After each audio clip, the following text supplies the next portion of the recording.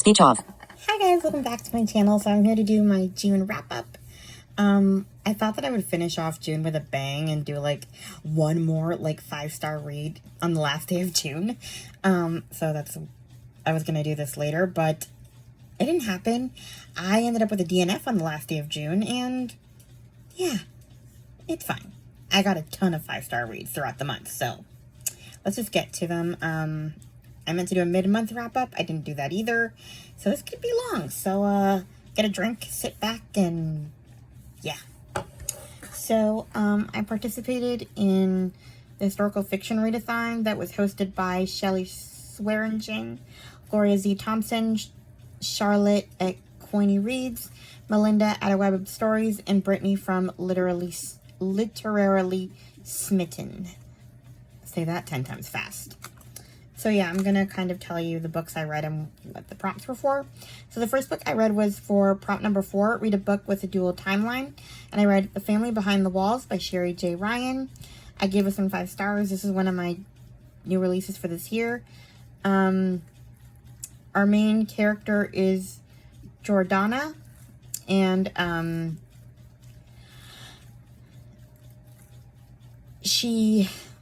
they basically... This takes place in Poland, World War II, and they're taken to a concentration camp for Polish orphans, and their parents are transferred somewhere else, so she's basically kind of having to keep her siblings alive, and I guess the suspense of the book is, will her and her mother Dahlia and the siblings all be reunited? And can they all survive it? And, you know. And the other thing is that they're in this camp for orphans, but they don't realize that this family is Jewish, so there's that little aspect of it too. So the mom's in Auschwitz, and I think they know she's Jewish, but they don't realize that her children are Jewish. So it's a whole thing. Oh yeah, and Dahlia also kind of joins the resistance. So it's a great read. 5 stars. I love Sherry J. Ryan, and you should read more of her books. Then I read for prompt number 2, read a work of historical fiction about the arts. I read The Paris Promise, Paris Sisters number 3 by Suzanne Kelman. I can't really talk about this one because it's part of a series, but I gave it 5 stars. It counted for the arts because our main girl, the sister that this one is focused on, she plays the violin or the cello. I forget which instrument already. But yeah, it's a great read. You should read the series, but maybe wait till they all come out because there's some cliffhangers. So yeah. Then I read for prompt number 1, read a work of historical fiction about a real remarkable person. I read Every Hour Until Then by Gabrielle Meyer. It's book 5 in the Timeless series, and I counted this one for a real life person because one of the timelines is just investigating Jack the Ripper, who actually existed. And there was also some other real life people, including I think it's the Lindbergh family. I don't know if you heard about the Lindbergh kidnappings. The little boy was kidnapped. I think it was like one of the first like huge kidnappings. Anyway. But yeah, that family was part of it, and there was others. I can't remember now, but I don't really want to talk about that because again, part of a series, but I gave it 4.5 stars because this is the first book, and I knew it would happen eventually where I would not like the love interest or the time period she chose to stay in. I'm not a very forgiving person in Austen. This is sort of an enemies to lovers thing because they weren't getting along for a reason I won't mention, but Austen was being so insufferable, and I think what I notice about myself is that I need to like you pretty quickly or I don't like you. And if you spend half the book being a jerk face, I want nothing to do with you by the time you redeem yourself. Yeah. by then, you've just enraged me too much for me to forgive you. So, first Gabrielle Meyer book that doesn't get 5 stars from me. Oh well. Anyway, then I read a series I've been wanting to read forever, the If I Run trilogy by Terry Blackstock. I'm not going to talk much about this one either. Wow, I'm not talking about a lot of books, but that's kind of good because there's a lot. Honestly, everybody in the Christian fiction community's read this one. Basically, Casey is framed for murder she didn't commit. Her prints are all over the case, so she runs, and there's a whole, like, corrupt police system. I gave all the books 4 stars because, okay, I did not find it as amazing as everybody else did. I enjoyed it enough to finish it, and I enjoyed it a lot. I'm not going to say I didn't like it, but I didn't love it the way other people did. In fact, actually, I need to go and watch Chloe's video from when she read it, because I remember her not liking it too much either, but I didn't listen to what she said because I didn't want any spoilers, because I heard this was so good and I didn't want it, like, tainted. But the reason I didn't like it too much, or as much as other people, was because this girl frustrated me. Because, and this is going to sound terrible, but her need to save everyone else and get in other people's business just annoyed me. It's like, you are running from crazy, corrupt cops, wanted for murder, and you're trying to save everyone and rescue kidnapped victims, and I was Casey's sister and thinking, like, look, I get that you have a soft heart, but you can't afford to have a soft heart right now. You need to focus on you and forget about the other terrible things in the world, because you are about to die. And so she was frustrating to no end. Like, every time she would get involved in something. And the worst part is that, like, they were terrible things, so, like, I can understand why, but it was really frustrating. It's like, okay, as soon as you see something fishy, just ignore it, because you're in deep trouble as it is. Like, just mind your own business. So, yeah, it was just a little bit of a frustrating read. That being said, I did enjoy, like, the journey, and I actually enjoyed the journey of her and her love interest. So, that was fun. At least I liked a romance. But, yeah, I wouldn't say that it was, like, my favorite series of all time. Like, everybody loves this series, and I liked it. But it's not going to go on my favorites of the year. Then, for prompt number 5, I read, the prompt is read a work of historical fiction about a specific event, and I picked The Blackbird Girls by Anne Blankman. I first heard about this one from Chantel Reads All Day. And I think Alma from Alma's Book Journey read it too this month for the same prompt, actually. That's what gave me the idea. So I can finally talk about a book.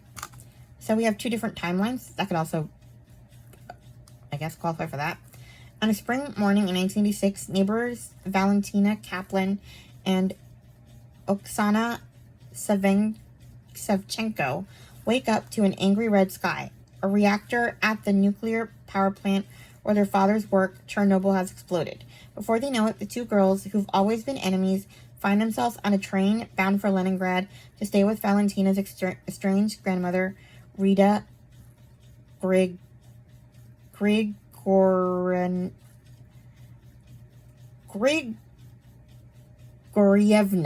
There you go. And we have her grandmother's perspective in 1941. Rivka must flee Kiev before the Germans arrive. Her journey is harrowing and fraught with danger because Germans and the Russian alliance will revile her for her Jewish blood.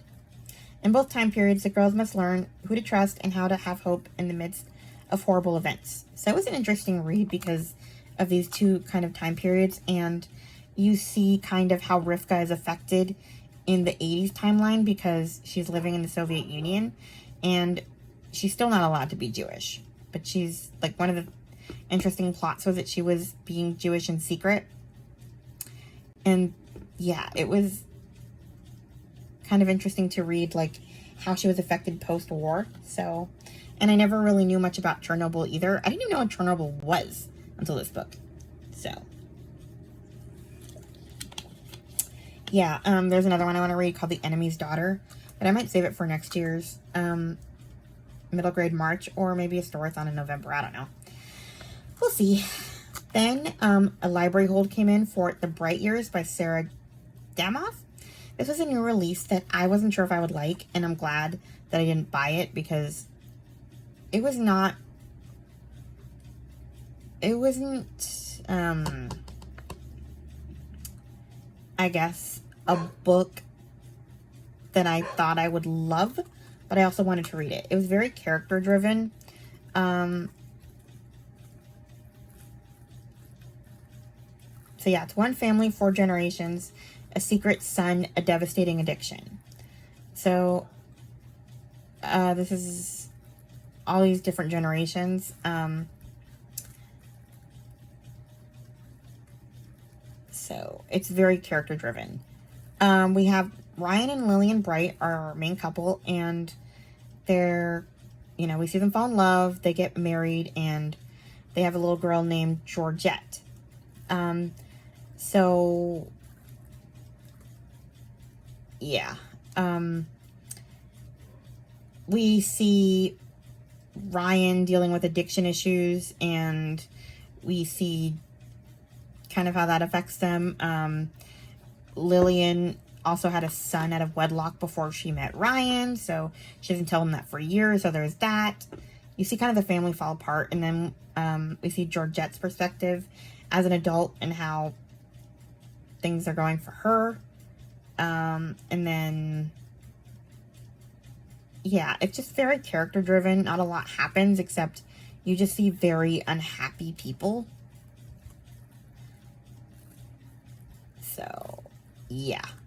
And then years later, Lillian's son comes searching for his birth family. So Georgette must return to her roots.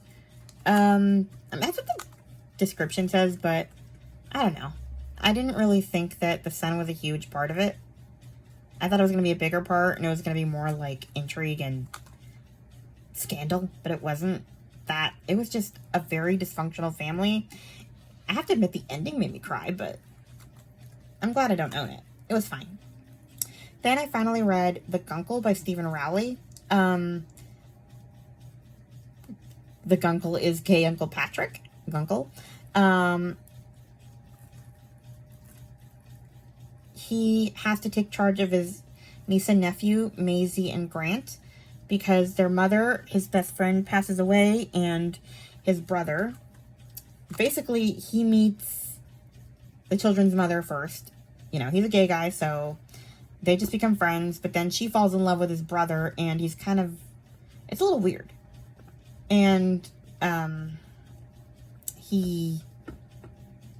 she passes away, and his brother has to go to rehab for drug issues, so he has to take Maisie and Grant for the summer, and it's kind of their adventures throughout the summer.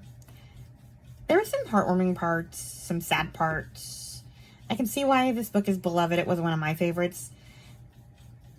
Patrick can be a little annoying and over the top, and I guess that's part of his charm, but I think if I were under his care, I would have probably hit him at least once, because I need you to be serious and he's making 20,000 jokes. So, yeah. But there were definitely, like, you could see the family dysfunction. And the interesting aspect of the story was that, like, he met, I forget what her name was, the children's mother, Sarah, let's call her. He met her first. They were best friends, and as she fell in love with his brother, they kind of drifted apart, and she wasn't super available to him, and he wasn't really even called when she was, like, dying. Like, he didn't get to say goodbye, and he had to kind of put that aside to take care of the kids, and, like, pretty much nobody acknowledged his grief in losing his best friend, because the kids were grieving for their mother, and, like, her husband's grief, like, took priority, so nobody cared about him, and I felt bad for him there, so it was a hard read. But, yeah. Then I needed some comic relief, so I read Finley Donovan Rolls the Dice and Finley Donovan Digs Her Own Grave. I gave both of them 5 stars. Can't really talk about them because they are sequels, part of a series, but I enjoyed them a lot. A romp with Finley Donovan is always good. The only problem is that they both end in cliffhangers. I'm glad I read books 4 and 5 together, but now I can't wait for book 6. At least I got caught up, though. Anyway.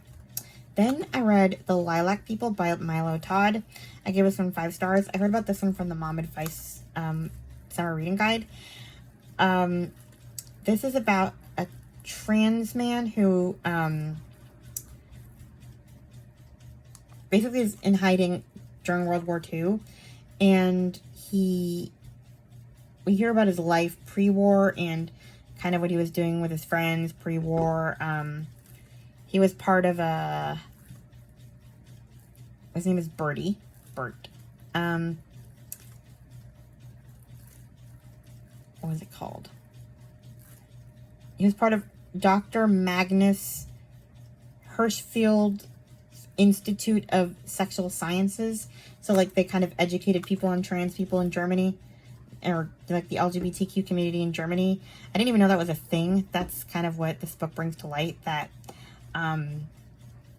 there was a lot of, like, awareness of it in the 40s, or in the 30s and stuff. And then, yeah, I'm not going to say what happened to the place, but what makes it more sad is that, like, what I did not know is that, like, we knew that, like, the LGBTQ community was persecuted during the war, along with the Jews and everyone else that Hitler thought was imperfect. But we did not, or I did not know that post-war, literally everybody else was, like, freed and pardoned, and they were sent to jail still. Like, it was wild. So, yeah, they went into hiding during the war, and at the end of the war, they still had to be in hiding. And, like, we kind of see him and his wife's trip to try to get to America, or at least they'd be less persecuted. I don't know. So that was a difficult read. It was a hard book to read. I gave it 5 stars, but yeah. Then I read a picture book, weirdly enough. I did not realize this was a picture book. This one was, it's called They Built Me for Freedom, The Story of Juneteenth in Houston's Emancipation Park by Tanya Duncan Ellis. Basically, it's like a poem from the park's perspective of what happens on Juneteenth. For little kids, it was free on that day, so I downloaded it and I listened to it. I thought it was a longer book. It took me 5 minutes. Then I decided to start the Four Kingdoms series because I bought them during the Audible sale at the beginning of the month. So I read The Princess Companion, a retelling of The Princess and the Pea by Melanie Sellier.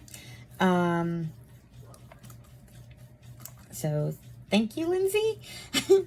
I do get the hype. I am not obsessed to the point where I'm going to binge them all at once the way Lindsay did.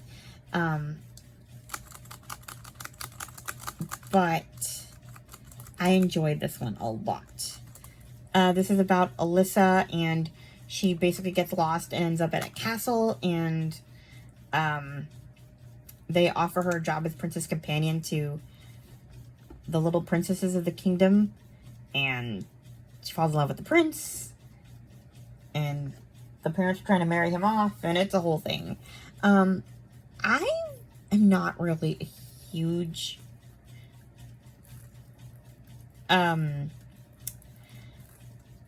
fairy tale retellings person, or like a romance person. I mean, I used to, like, at 5 years old, I was literally ranting to anyone who would listen about how stupid Cinderella was for just marrying the guy because the shoe fit. What if he was a serial killer?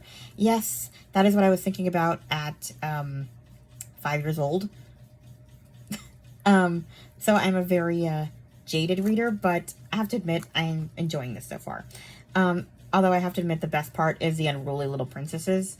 But yeah, it's just, the plot was so good that I was okay with the romance of it. Like, I enjoy the romance if it's kind of a little bit on the back burner and there's lots of plot to keep it going, where other things are happening that kind of endear me to the family and to the guy, and it's not all about them just looking into each other's eyes. So that was fun. I gave this one 5 stars. It was great. Then I read The Kitchen Maid. It was like a little, what do you even call this? A novella? It was like 10 pages. It's kind of the story of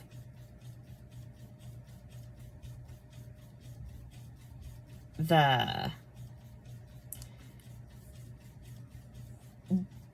girl in the next book, kind of a little origin story about what happened between her and her friend Hannah. What's her name? Elsa? I want to say Anna because that was her, like, Ava. I'm thinking Anna because that was like her disguise name in book 2, but it's not Anna or Elsa, it's Ava. So yeah, we get Ava and Hannah's, like, sort of origin story a little bit. We're going to come back to her, but I gave it 3 stars. It was fine. Then I read The 7-Year Slip by Ashley Poston. I gave this one 5 stars. I've been hearing about this one forever. I heard about it from Chloe, Krista, and finally Hannah from the Teacher's TBR got me to read it. She did like a video about like books that suck you in immediately or something. And I was like, you know what? I'm going to do this now. So basically this is about Clementine. Funny name. Her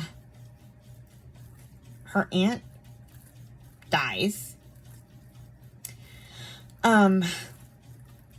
And she leaves her apartment, and basically, one day she comes home and finds this guy in her living room, and she's like, what the heck?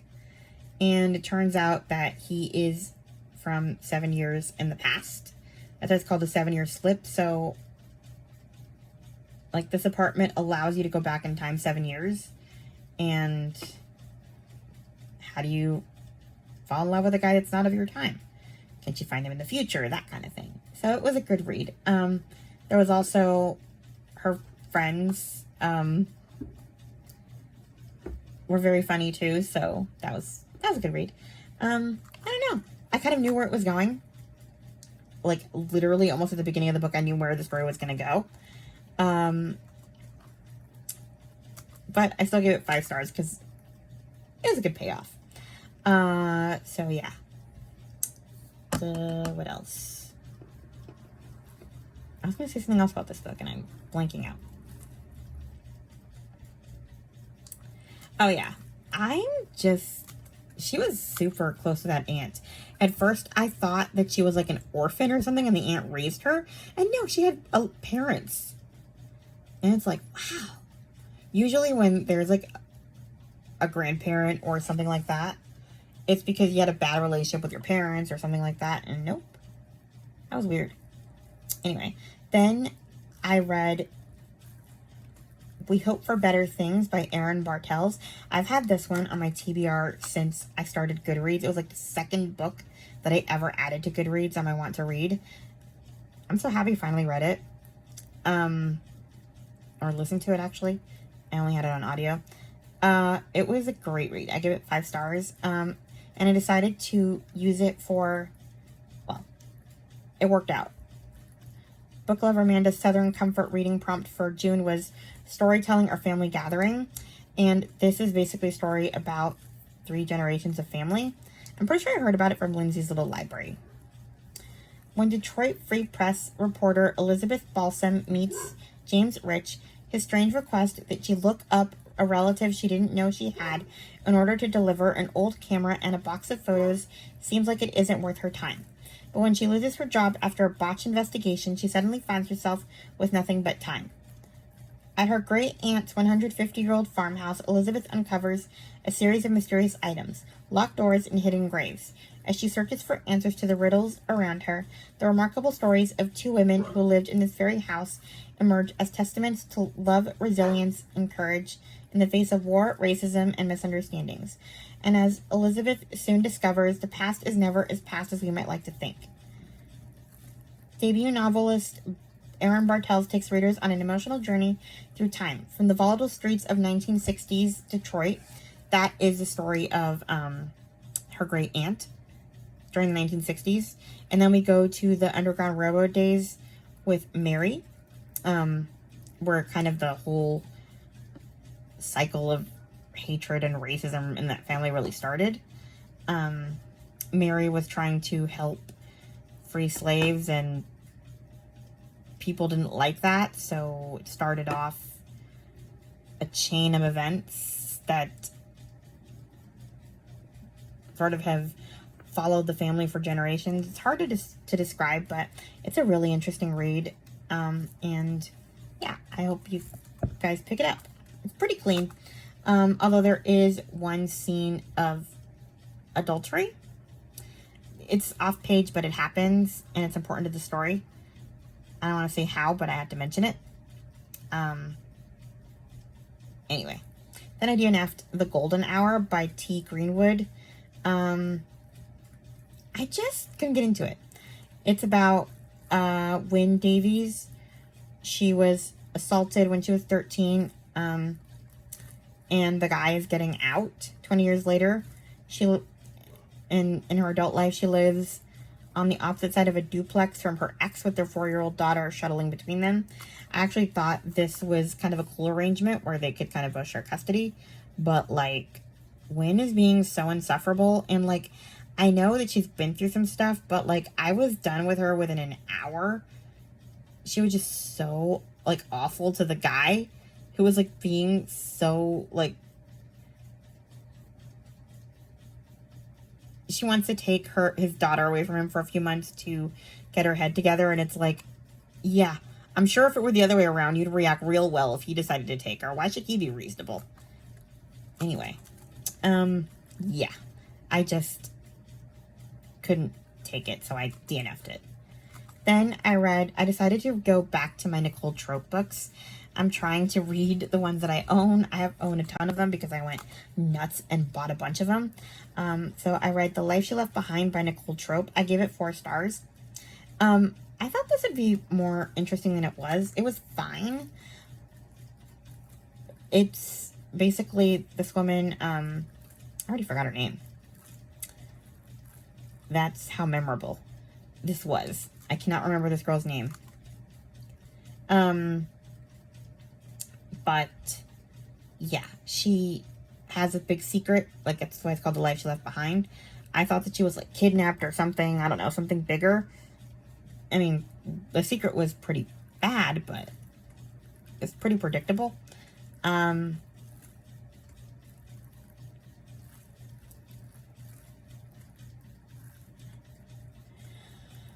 But she gets stalked. And so she almost has to, she's kind of like, should I tell? Should I not tell? That kind of thing. And yeah, it was dysfunctional family at its finest. Abuse, all of that. She has a little girl that she's trying to protect, and yeah, it was a difficult read, but it was okay. Then I read Queen Red Riding Hood's Guide to Royalty. I found out that there is some like companion book to the Land of Stories series by Chris Colfer. I give this one 4 stars. It's just Queen Red Riding Hood's like guide to being a princess. It was very funny because she's such a snob.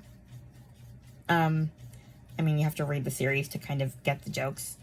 Then I read The Mother Goose Diaries, which is another companion book.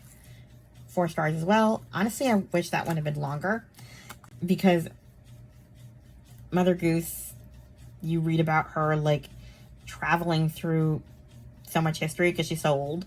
So, but it was like less than an hour long on audio, so I was like, aw, one more. Then I read Escaping Mr. Rochester by L.L. McKinney. I gave this one 4.5 stars. It was fine. Basically, it's Mr. Rochester's a bad guy, obviously. Jane Eyre retelling. And Jane and Bertha team up. She is Jane discovers Bertha in the attic, and it kind of gives Bertha a story, and they're the two love interests. The only thing I really have against this book is that it was too insta-lovey. Like, we didn't see them get together until close to the end of the book. Like, it took forever for them to meet, like, cross paths, and then it was like 2 days later we're in love. It's like, okay, I got no problem with, you know, like, them being a thing, but make it a little more believable. Sounds like more of a trauma bond than anything. But I was all into the escape, and I love that they gave Adele, the little girl that Mr. Rochester had, a bigger role, and she got to go with them, so I was into it, except for the insta-love. But honestly, by the end of it, I was like, all right, fine. Works for me. Then I read The Teacher of Auschwitz by Wendy Holden. I give this one 5 stars. This is a Chloe new release that just came out this month. This is about, I did not know this was a true story. Well, based on a true story. It's about Freddie. Okay. Amid the brutality of the Holocaust, one bright spot shone inside the Nazi death camp of Auschwitz. In the shadows of the smokehouses was a wooden hut where children sang, staged plays, wrote poetry, and learned about the world. Within these 4 walls, brightly adorned with hand-painted cartoons, the youngest prisoners were kept vermin-free, received better food, and were even taught to imagine having full stomachs and a day without fear. Their guiding light was a 27-year-old gay Jewish man, Freddie Hirsch. I thought this was just like fiction, but apparently it was real. So, yeah, he basically tried to make the concentration camps as easy as he could for the kids.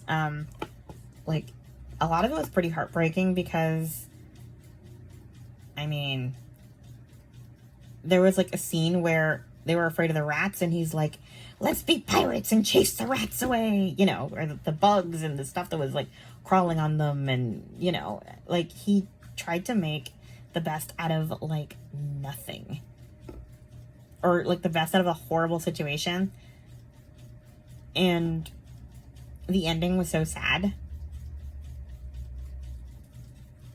Like, oof. If the Lilac People is hard, this is worse. Yeah. But time was running out for Freddie and the hundreds in his care. Could this kind, compassionate, and brave man find a way to teach them the one lesson they really need to know: how to survive? Yeah. It was a hard read, and I did not know anything about this guy. But I'm glad that this book was written about him. So, then I needed to pick me up, so I read The Princess Fugitive, The Four Kingdoms, book number 2. This is a reimagining of Little Red Riding Hood. I give this one 4.5 stars.